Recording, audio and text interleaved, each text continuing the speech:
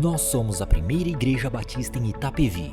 Que a mensagem a seguir possa abençoar sua vida.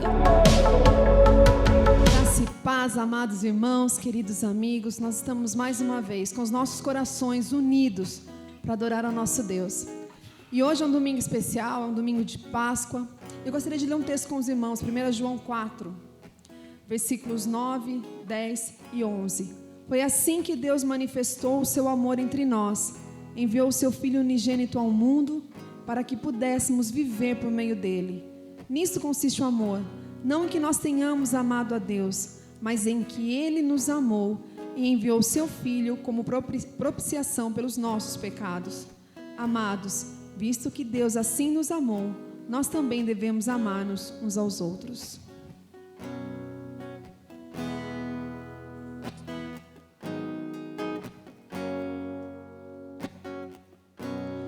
Por amor que Jesus se entregou numa cruz, por nos amar do pecado ele nos libertou. Não há no mundo nada que vença esse amor.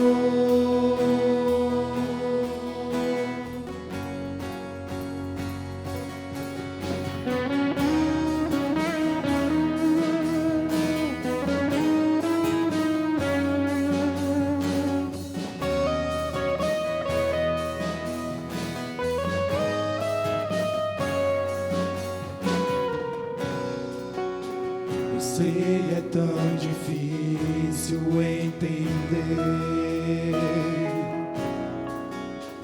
a morte de Jesus, a sua dor, o seu sofrer, tudo que ele passou por mim e por você.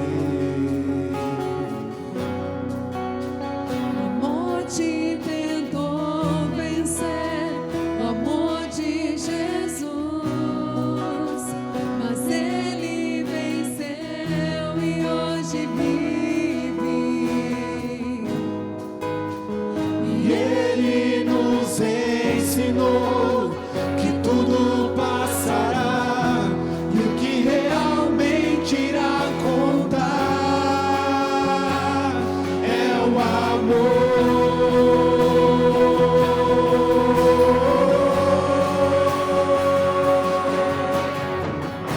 Foi por amor que Jesus se entregou numa cruz, por nos amar. Do pecado ele nos libertou. Não há no mundo nada que vença esse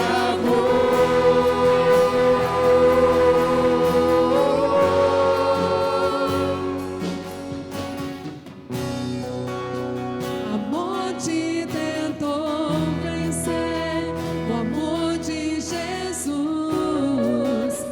mas ele venceu e hoje vive. E ele nos ensinou que tudo passará e o que realmente irá contar é o amor.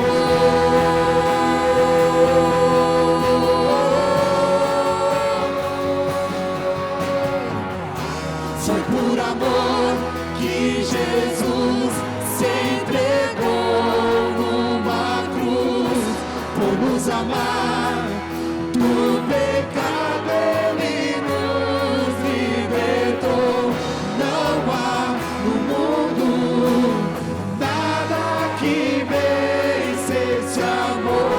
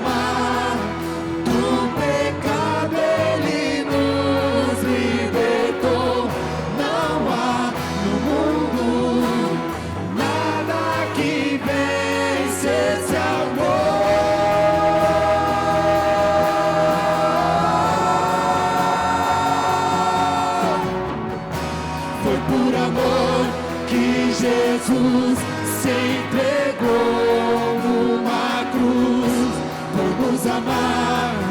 Do pecado Ele nos libertou. Não há no mundo nada que vença esse amor.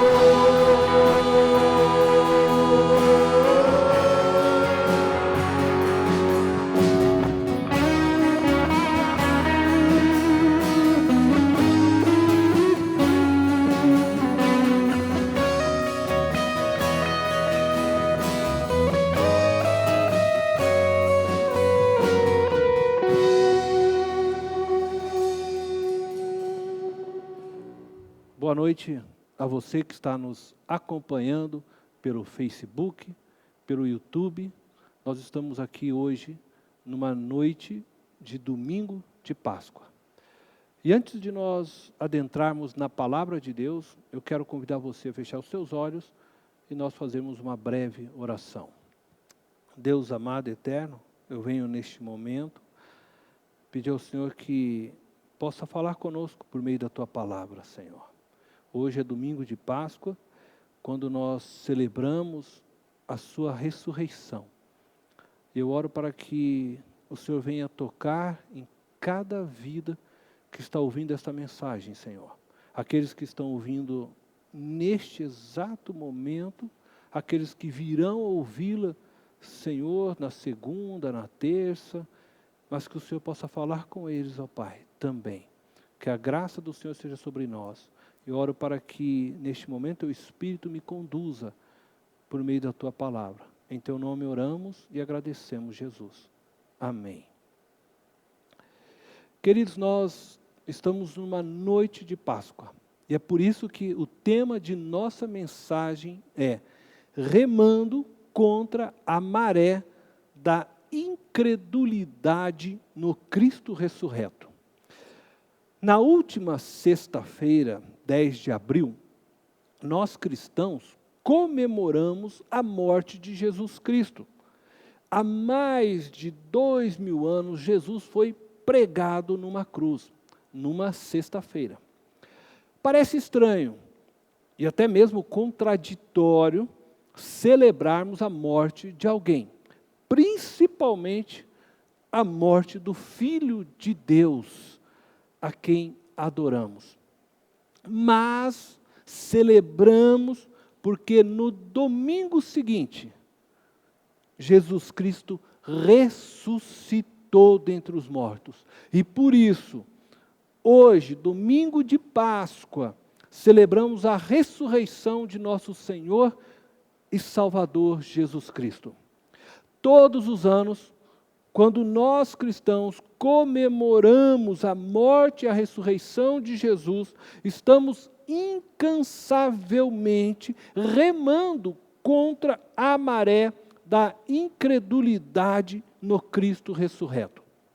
Muitos já tentaram provar que Cristo não ressuscitou. O escritor formado em Direito e ex-ateu Josh McDowell, acabou se convertendo a Jesus Cristo enquanto ele tentava provar a não existência de Deus, contestando a existência de Jesus e de sua morte e ressurreição. Ele fez uma profunda pesquisa arqueológica e histórica a respeito de Jesus, o qual se transformaram em diversos livros e que hoje são grandes ferramentas apologéticas da fé cristã. Livros como Evidências da Ressurreição, Mais que um Carpinteiro, Novas Evidências que Demandam um Veredito e outros livros.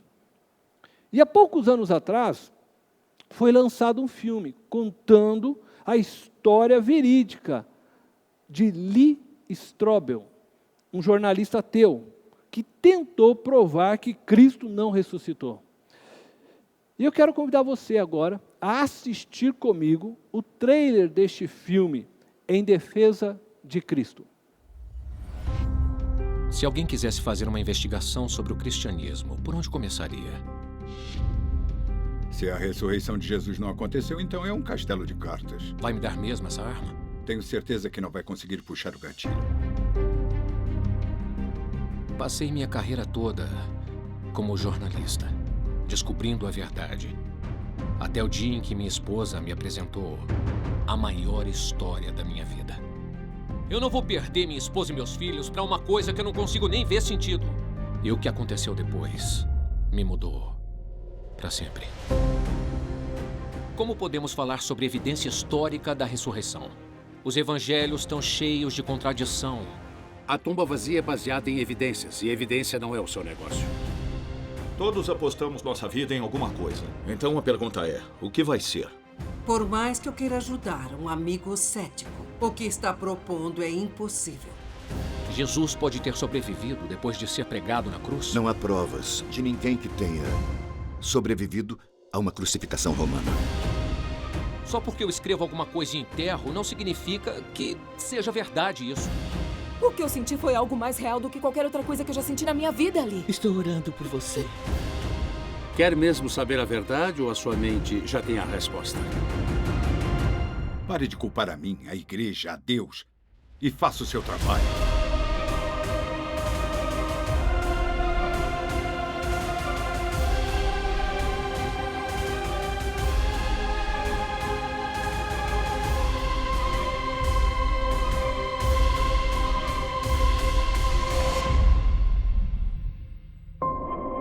Ninguém provou ainda que o sudário seja realmente a mortalha de Cristo. Mas quando alguém olha nesses olhos pela primeira vez, ele de repente se torna uma pessoa real. Lee Strobel se converteu e atualmente ele é um dos grandes nomes da apologética cristã, a área da teologia que se dedica à defesa da fé. Entretanto, ele precisou trilhar um longo caminho até alcançar essa posição, sendo a oração da sua esposa e o apoio de sua igreja fundamentais para a sua conversão. De fato, a insistência de muitos em tentarem tornar a história da ressurreição de Jesus Cristo sem crédito se faz pertinente. Porque a fé cristã, ela está centrada na morte e na ressurreição de nosso Senhor Jesus.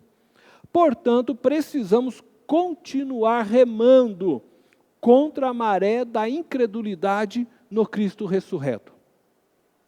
Paulo remou contra esta maré, advertindo a igreja de seus perigos.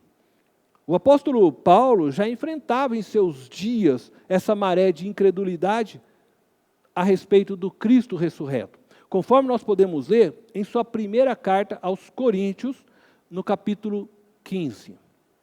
Eu vou ler com vocês, verso a verso, e comentando e conversando sobre cada um destes versículos. Então nós vamos começar a partir do verso 1. Irmãos, quero lembrar-lhes o evangelho que lhes preguei, o qual vocês receberam e no qual estão firmes. Bom, Paulo estava dizendo à igreja de Corinto que ele desejava fazer conhecido o que já havia ensinado a eles. Nós veremos que nos versos 3 e 4, ele vai reafirmar o que ele havia ensinado ou havia pregado para eles. Então, diz o verso 2, por meio deste evangelho, vocês são salvos, desde que se apeguem firmemente à palavra que lhes preguei. Caso contrário, vocês têm crido em vão. Paulo está dizendo que o evangelho que ele havia pregado, ensinado a eles, estava garantindo a salvação deles, desde que eles se apegassem firmemente àquela palavra que ele havia pregado. De uma maneira simples, o que Paulo está dizendo é o seguinte: ou vocês creem de fato no que preguei, ou a fé de vocês não tem valor algum. No verso 3 e o verso 4, Eu vou ler os dois versos juntos, porque eles se complementam, e eles são, então, a pregação a qual Paulo havia citado no verso 1. Então diz assim: pois o que primeiramente lhes transmiti foi o que recebi, que Cristo morreu pelos nossos pecados, segundo as Escrituras, foi sepultado e ressuscitou ao terceiro dia, segundo as Escrituras. Estes dois versos apresentam a síntese central do Evangelho, o querigma, o conteúdo do Evangelho, que foi então pregado pelo apóstolo Paulo. Jesus Cristo morreu e ressuscitou ao terceiro dia. Essas duas verdades, elas são inegociáveis na pregação do Evangelho. Por isso, Paulo passa a provar que Cristo ressuscitou, apontando para eles testemunhas oculares, que no tempo do apóstolo Paulo ainda se encontravam vivas. E se alguém então duvidasse do que Paulo estava falando, eles poderiam então confirmar com estas pessoas a realidade do Cristo ressurreto. Então, a partir do verso 5, o apóstolo aponta estas pessoas que eram testemunhas oculares. Diz assim o texto: e apareceu a Pedro, e depois aos 12. Depois disso apareceu a mais de 500 irmãos de uma só vez, a maioria dos quais ainda vive, embora alguns já tenham adormecido. Depois apareceu a Tiago, então a todos os apóstolos. Depois destes, apareceu também a mim, como a um que nasceu fora de tempo. Depois de apresentar as diversas testemunhas oculares, Pedro, os 12, como ele diz, os 500 irmãos que viram e testemunharam o Jesus Cristo ressurreto, Paulo afirma também ter visto o Cristo ressurreto. Desta forma, ele estava dizendo para a igreja que ele não estava pregando uma mentira. Ele mesmo era testemunha dessa verdade. Por isso, o verso 11 diz: portanto, quer tenha sido eu, quer tenham sido eles, é isto que pregamos, e é isto que vocês creram. Quer dizer, não importa quem tenha pregado para eles, se foi Apolo, se foi Pedro, ou se foi ele, Paulo, ou outro apóstolo. Todos pregaram que Jesus Cristo morreu e ressuscitou ao terceiro dia. Esta verdade é o âmago da fé cristã, é o centro do Evangelho. E aí então diz o apóstolo no verso 12: ora, se está sendo pregado que Cristo ressuscitou dentre os mortos, como alguns de vocês estão dizendo que não existe ressurreição dos mortos? Se eles sempre pregaram que Cristo morreu e ressuscitou dos mortos, como que agora eles estão levantando esta questão de não existir a ressurreição dos mortos? De fato, algumas pessoas estavam atacando a centralidade, o âmago de nossa fé cristã. E isso era muito preocupante. E possivelmente eram alguns judeus e alguns gregos. Os gregos tinham dificuldade de aceitar a possibilidade da ressurreição do corpo. Eles eram influenciados por uma filosofia que era corrente naqueles dias, que acreditavam na imortalidade da alma, mas não na ressurreição do corpo. Essa filosofia, ela defendia a ideia de que o corpo ele era mau, e de que o corpo, a carne humana, este corpo físico, matéria, atrapalhava o desenvolvimento do ser humano para entrar em uma unidade com Deus. Portanto, para eles, a ressurreição do Cristo no corpo carnal não era bem vista. E do outro lado, haviam os judeus saduceus, que não acreditavam na existência de vida após a morte. Eles não acreditavam na ressurreição do corpo e nem na imortalidade da alma. E estes, possivelmente, estavam persuadindo os gregos para que deixassem de acreditar de que Cristo havia ressuscitado. Com isso, então, eles estavam disseminando a incredulidade na doutrina da ressurreição. e, consequentemente, no Cristo ressurreto.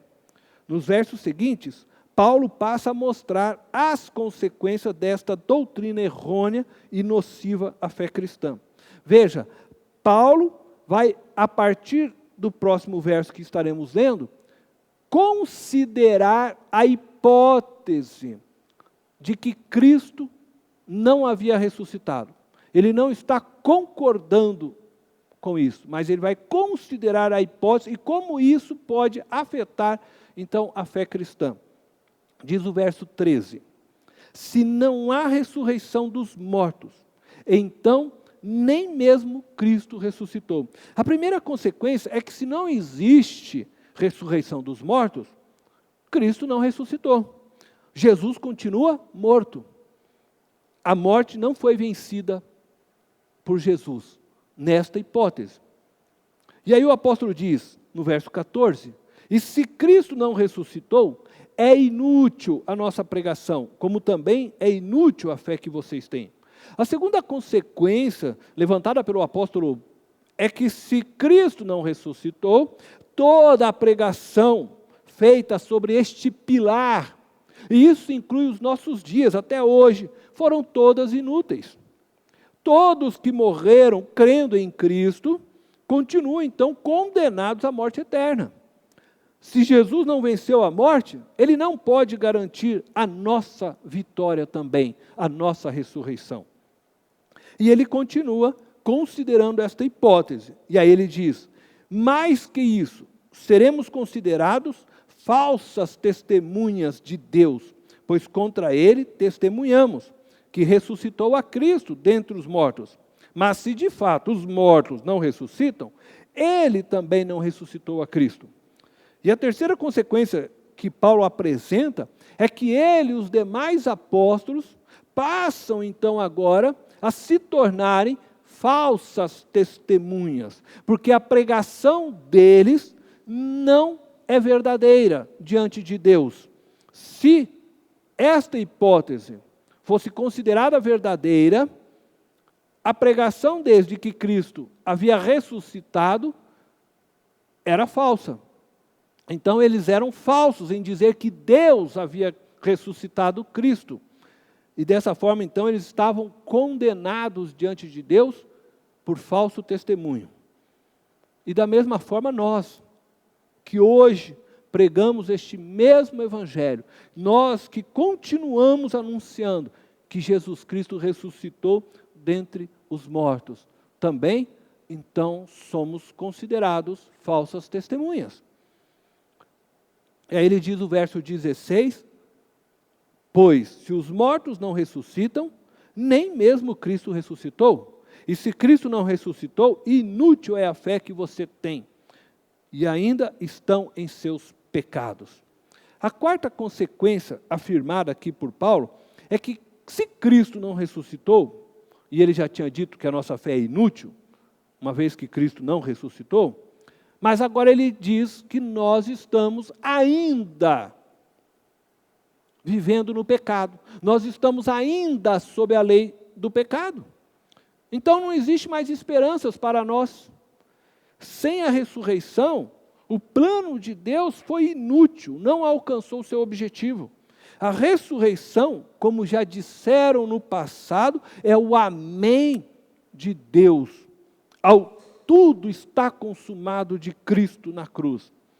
Olhamos para a cruz e vemos a redenção realizada. Olhamos para a ressurreição e sabemos que a redenção foi aceita por Deus. Não há mais pecado, portanto, sobre os nossos ombros. Não há mais condenação sobre nós. E temos hoje esta certeza, porque Cristo ressuscitou dentre os mortos. Esta hipótese, considerada pelo apóstolo Paulo, de fato, não é verdadeira. E é por isso que agora, no verso seguinte, nós vamos ver que Paulo passa a afirmar a ressurreição de Cristo. E por isso, então, eu quero dizer que Paulo remou contra esta maré, reafirmando a fé no Cristo ressurreto.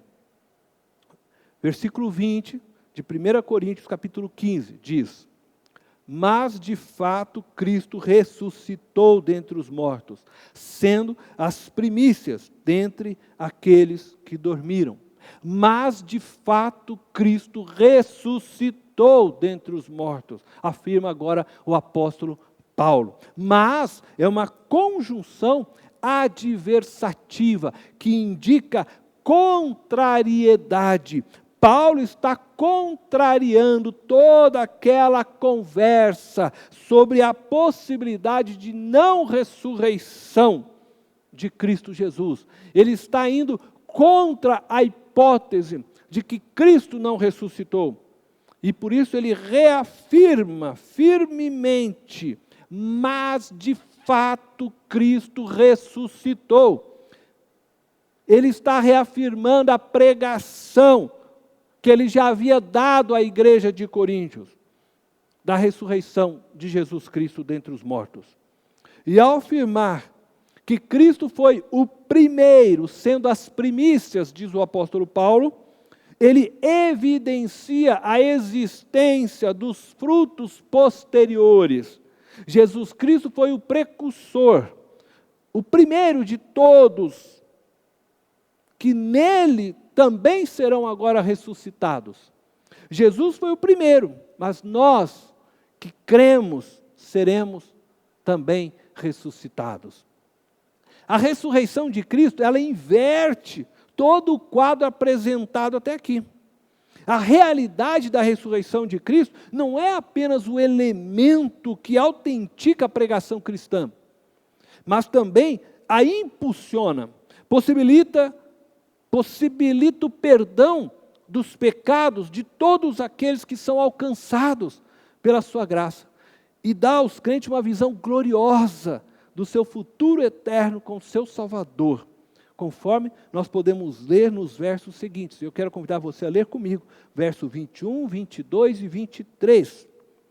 Visto que a morte veio por meio de um só homem, também a ressurreição dos mortos veio por meio de um só homem. Pois da mesma forma como em Adão todos morrem, em Cristo todos serão vivificados. Mas cada um por sua vez, Cristo primeiro, depois, quando ele vier, os que lhe pertencem.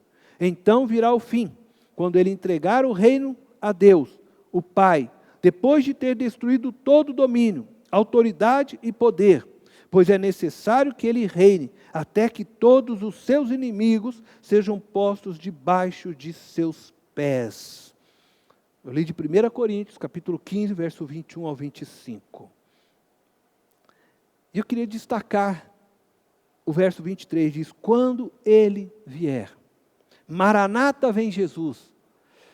Deveríamos desejar a vinda de Jesus, mas parece que nós, cristãos, nem queremos mesmo continuar vivendo nesta era presente.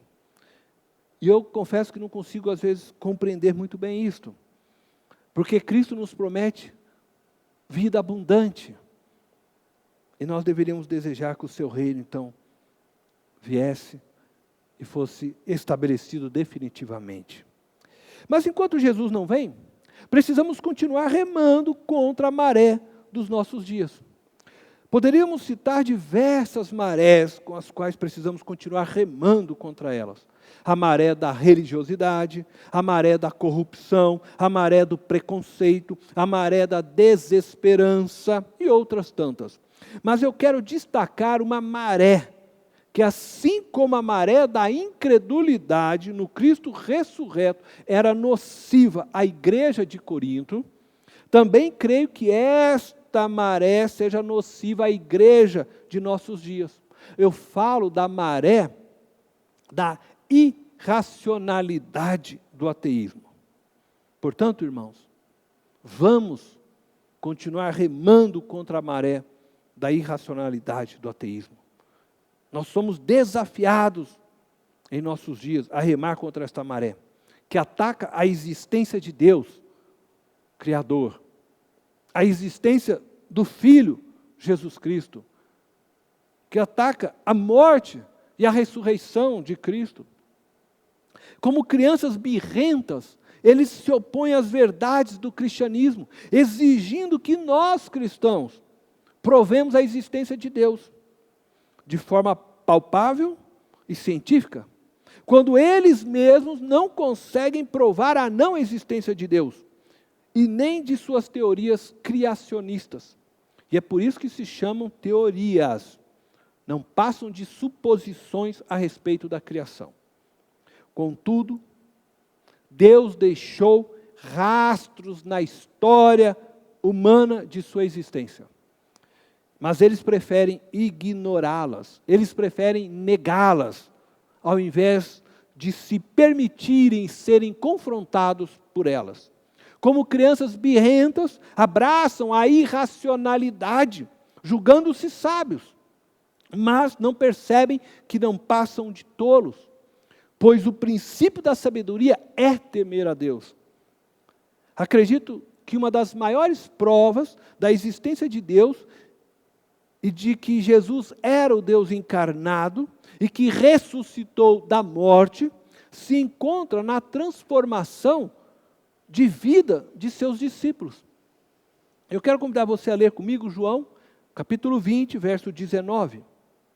Ao cair da tarde, daquele primeiro dia da semana, estando os discípulos reunidos a portas trancadas, por medo dos judeus, porque os judeus tinham entregado Jesus aos romanos para ser crucificado, Jesus entrou, pôs-se no meio deles e disse: paz seja com vocês. De fato, nós cristãos devemos continuar remando contra a maré da incredulidade no Cristo ressurreto. Pois a ressurreição de Cristo, ela é provada na transformação de seus primeiros discípulos, homens que não conseguiram crer na ressurreição de Jesus Cristo, até que tiveram um encontro com o Cristo ressurreto.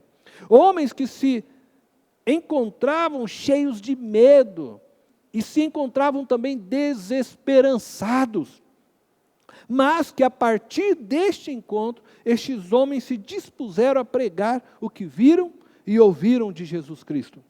Eles não só se dispuseram a pregar, mas morreram convictos de que assim como viram o Cristo ressurreto, nele também ressuscitariam no final dos tempos para a vida eterna. É impossível que estes primeiros discípulos não tenham visto o Cristo ressurreto. Assim, é igualmente impossível que eles estivessem todos sofrendo do mesmo delírio.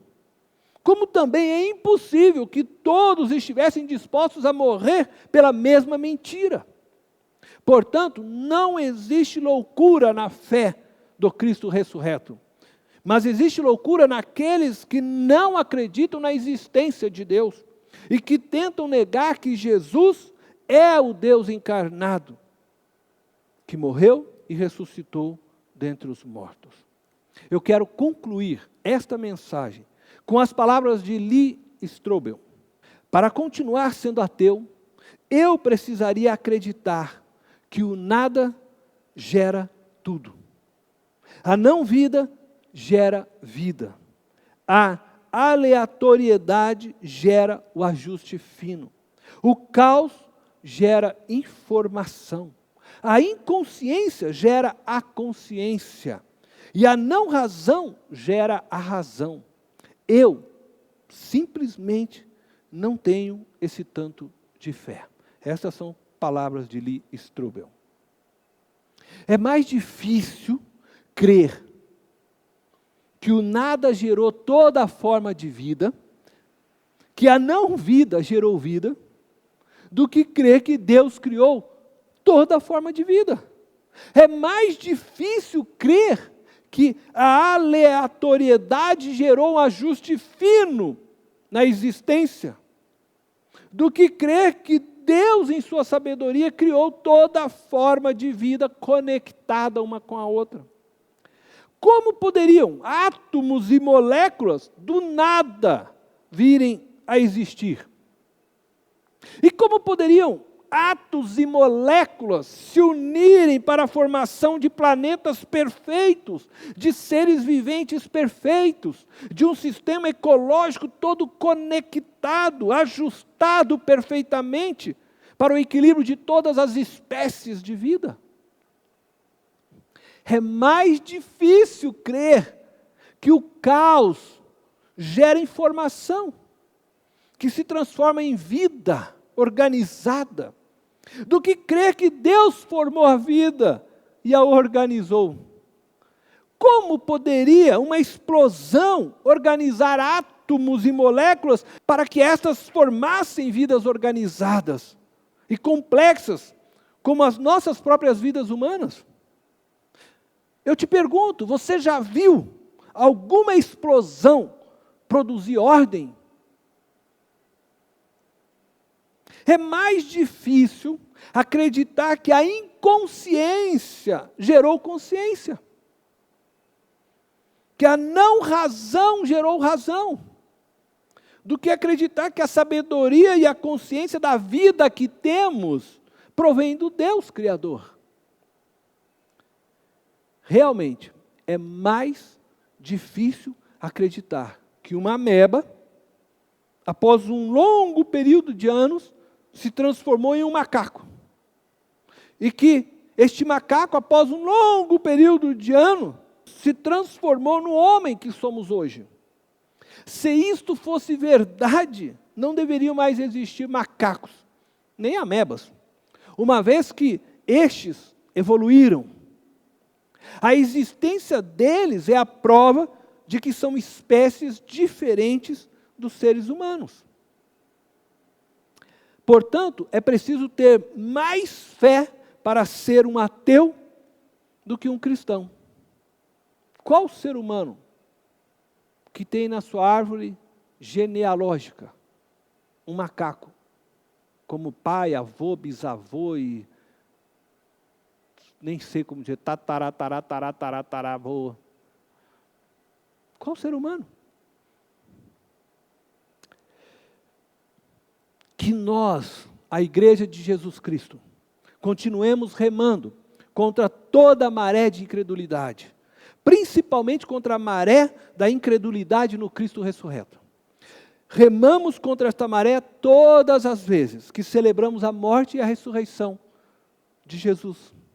Fazemos isso todas as vezes que celebramos a Páscoa, como estamos fazendo neste domingo, e quando celebramos a ceia do Senhor.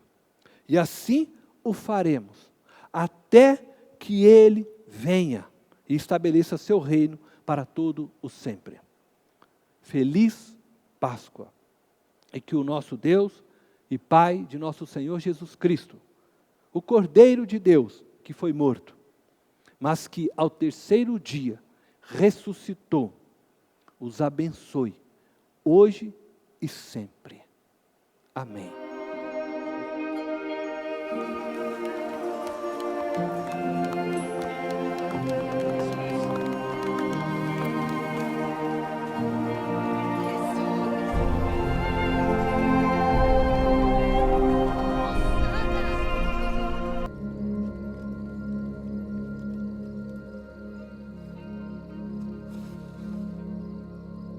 Isto é o meu corpo, que por vós é dado. Fazei isto em memória de mim. Este cálice é o Novo Testamento no meu sangue, que é derramado por vós.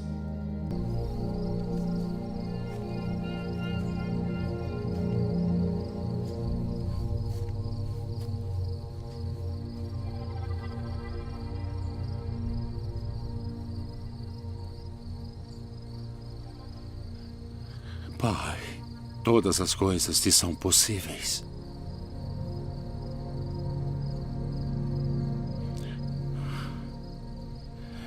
Afasta de mim este cálice.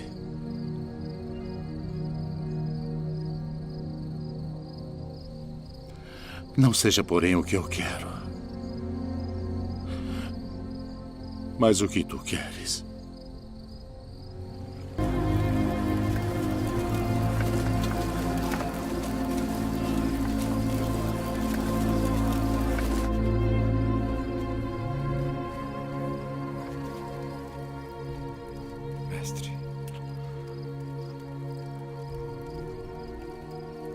Com um beijo traz o Filho do Homem.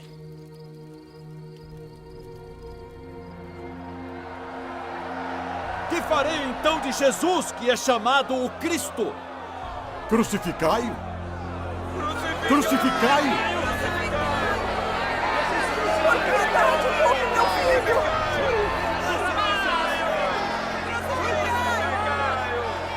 Estou inocente do sangue deste justo. Considerai isso.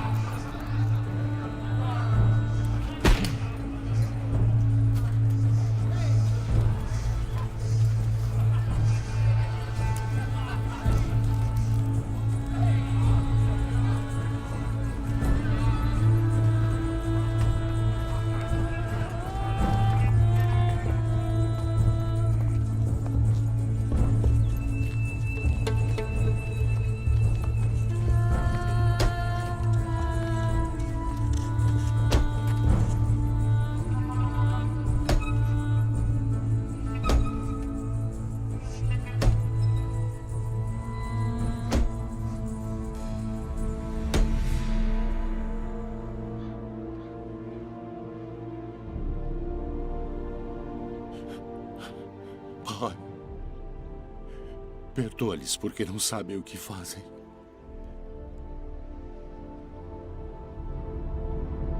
Eis a tua mãe. Pai, nas tuas mãos entrego o meu espírito.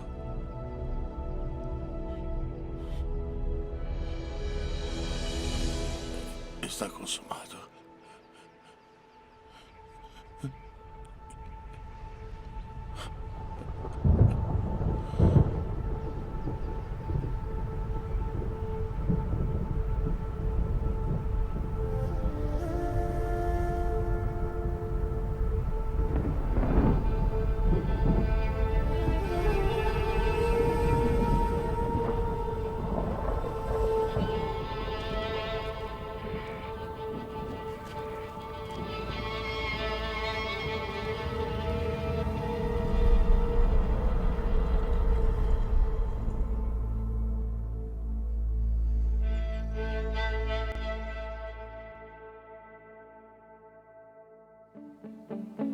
Porque pela graça nós fomos salvos por meio da fé, e isso não é dom nosso, não é algo nosso, mas vem do Senhor. E eu te convido a cantar com muita alegria e agradecer por essa graça tremenda que nos alcançou, que nos foi otorgada na cruz. É momento de festa, de alegria e de gratidão ao Senhor por tudo que Ele fez por nós.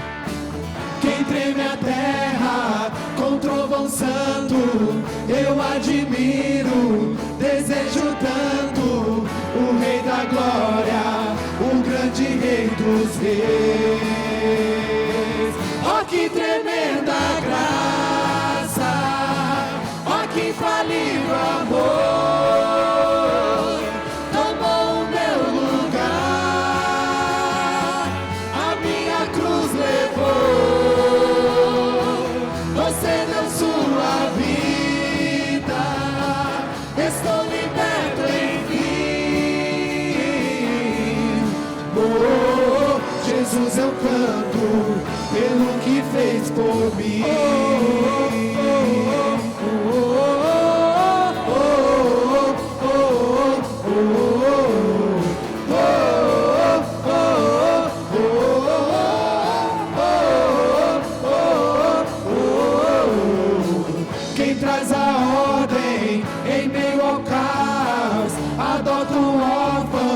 livra do mal, o Rei da glória, o grande Rei dos reis. Governa o mundo com sua justiça, és como o sol, sua face brilha, o Rei da glória, o grande Rei dos reis. Ó que tremenda graça, ó que infalível amor, tomou o meu lugar, a minha cruz levou, você deu sua vida, estou liberto enfim. Oh, Jesus, eu canto pelo que fez por mim.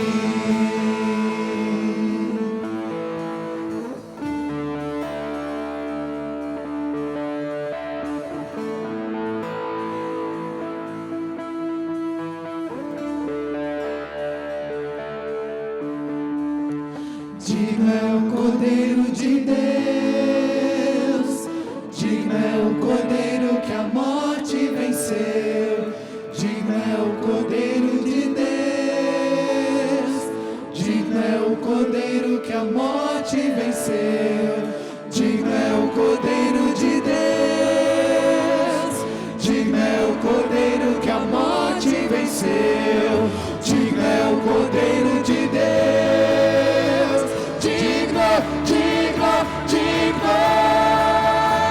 Ó que tremenda graça, ó que infalível amor, tomou o meu lugar, a minha cruz levou, você deu sua vida, estou liberto enfim. Oh, Jesus, eu canto pelo que fez por mim. Ó que tremenda graça, ó que infalível amor, tomou o meu lugar, a minha cruz levou, você deu sua vida, estou liberto enfim. Oh, Jesus, eu canto pelo que fez por mim.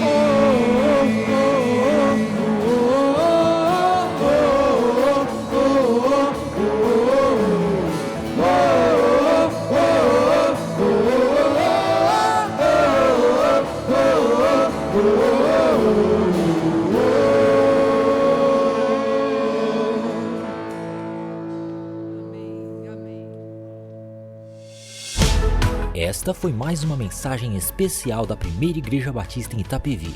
Que Deus te abençoe.